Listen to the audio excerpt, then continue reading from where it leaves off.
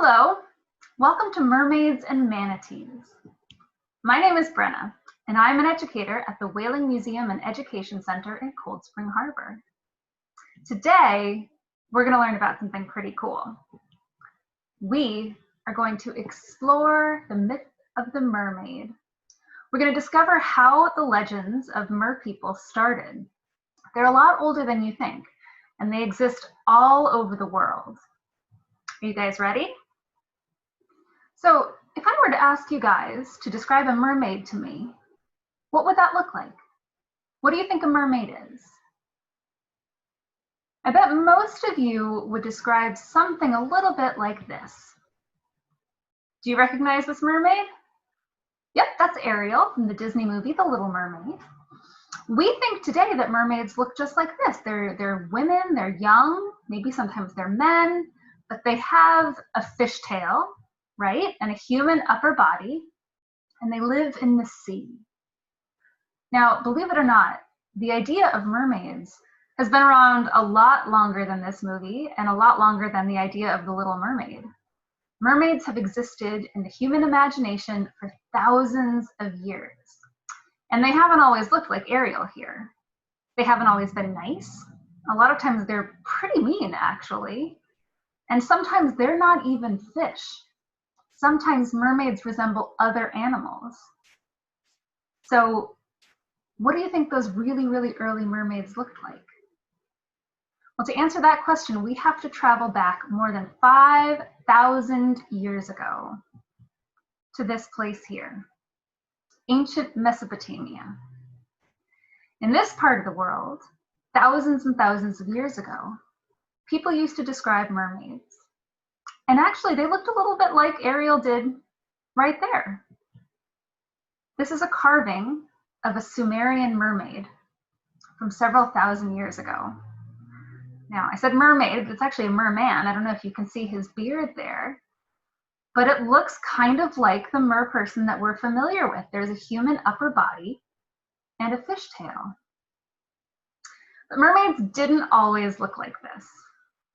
A little bit after ancient Mesopotamia, over in ancient Greece, mermaids looked very, very different.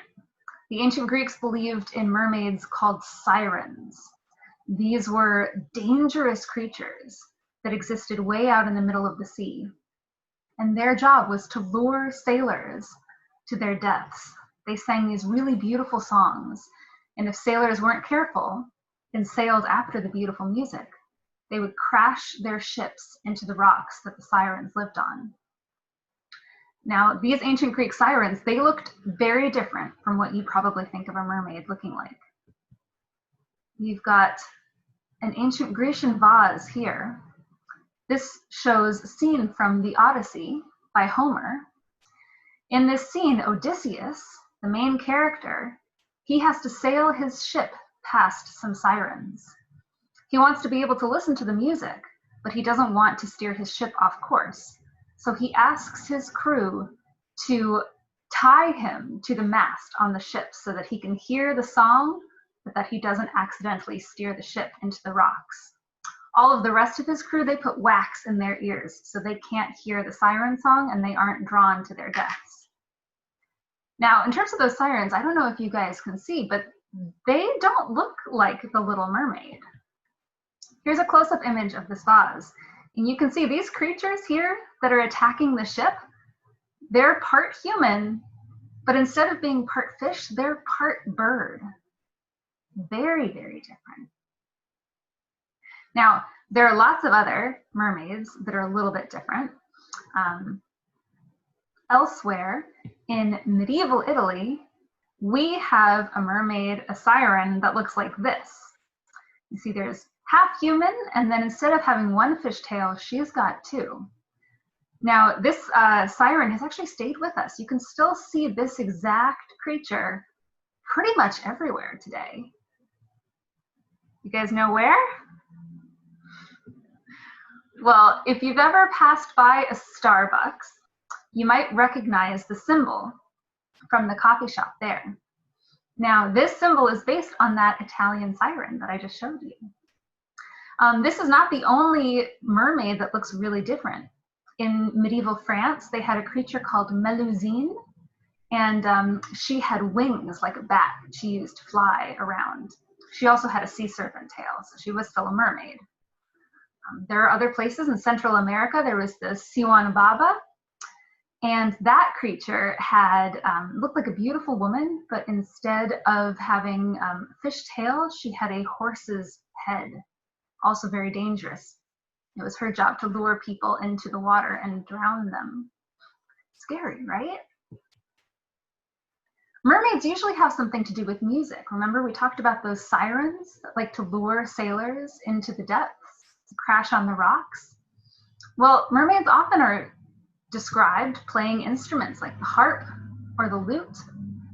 And if we think about mermaids from one particular place in the world, from Germany, we get an idea of why music might be so important to the mermaid myth. The German mermaid is called the Lorelei, and this mermaid is actually based on a particular place. You can see on the left there's a huge rock, and that rock, when the wind sweeps through it, it makes a sound that sounds kind of like singing. And so sailors who were passing by that rock on their ships might have heard that singing and thought that there was a woman that needed to be rescued. So they would steer their ships into this rock and they would crash. And so maybe that's why we think of mermaids as singing so much, because sailors would hear sounds out at sea and they would think that there was a creature out in the water. The German Lorelei is not the only singing mermaid. In Russia, you have the Rusalka, who sings songs to lure people into water to drown them. The same is true in Brazil, where the Iara will also sing songs to cause trouble.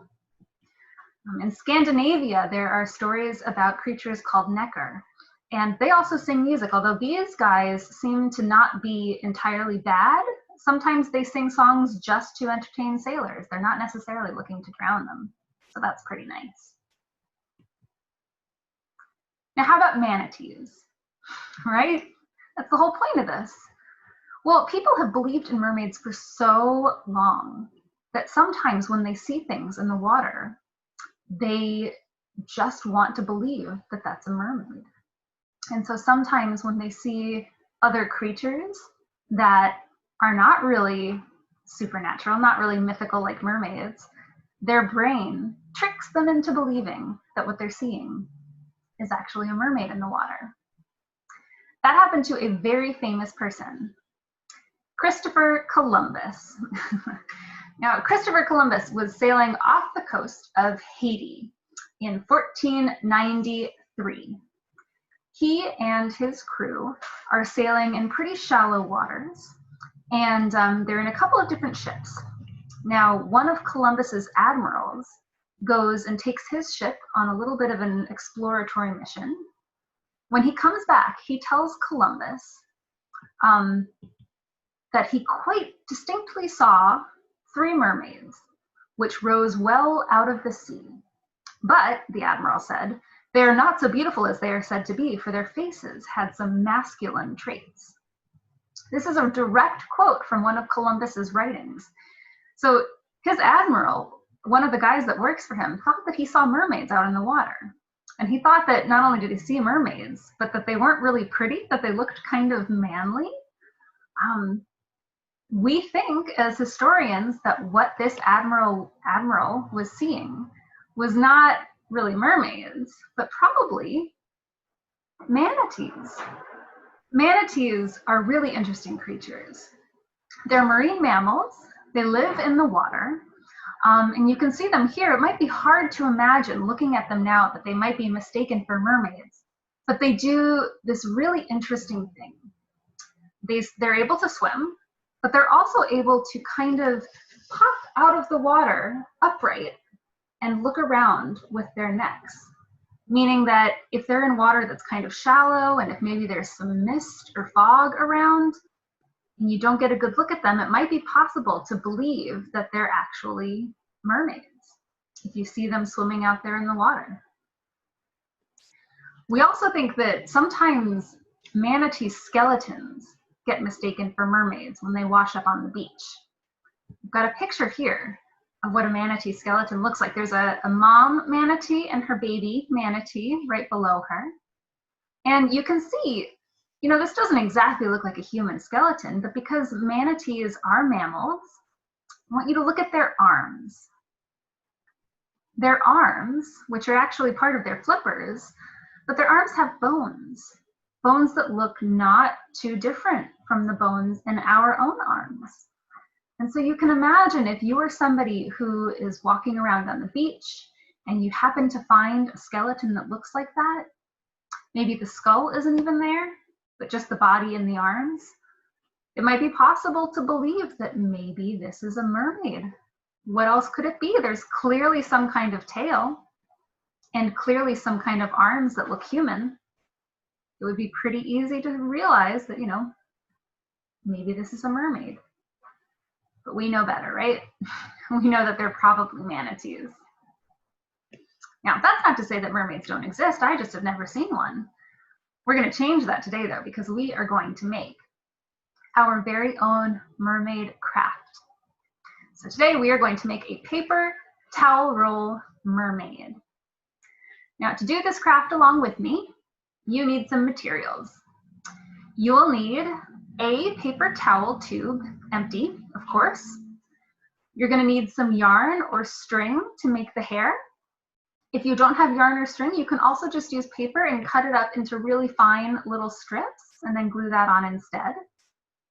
You're also going to need scissors, paint or markers to decorate your mermaid. And then finally, you will need glue, tape, or a stapler. We need a way to stick all of the pieces of this mermaid together. So let's find out how to make this mermaid friend. So step one, you've got your paper towel tube there. What you need to do is you need to begin by flattening your paper towel roll. So here's a picture of it flattened. You just need to squish it down until it's all flat. That's step one.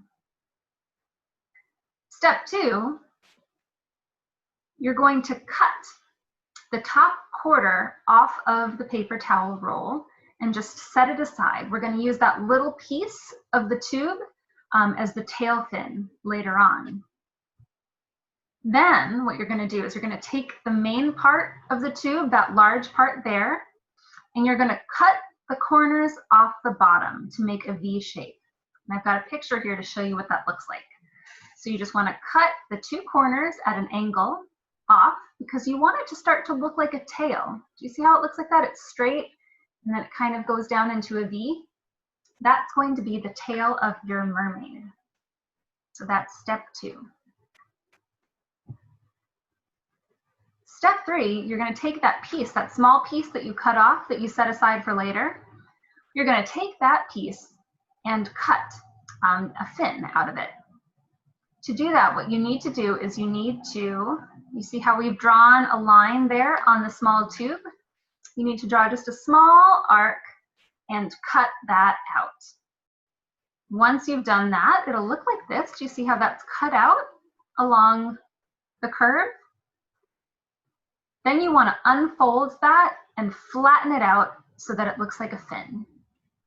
That fin, that piece that you've just cut out, you're going to stick that between the two V-shaped ends of the main part of the toilet paper tube, and you're going to tape or staple or glue that together. You can see that I've used a stapler.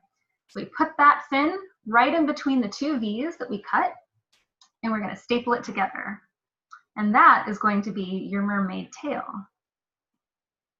Now comes the fun part. Step four is decorate. You can use paint. If your grown-up thinks it's okay to be that messy, you can also use markers or crayons, work just as well.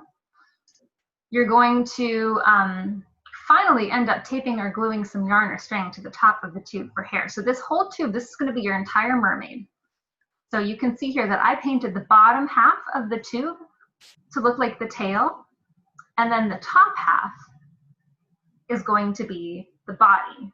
And then I've added some yarn for hair there. So you can do that. And I've got my mermaid friend right here to show you. So you can have your mermaid like that. You can decorate however you want. You can also make it a merman or a merperson if you like. Add different colors of yarn. You can braid the hair. You can style it. There are all kinds of different options that you can use to create your mermaid friend. And that's it. So thanks for watching. I hope you enjoy the craft. I hope you make a nice little mermaid. Remember, if I went too fast, you can always just rewind and go back and watch the instructions that you missed. But we'd like to thank you for watching and hope that you guys have a wonderful day. Bye.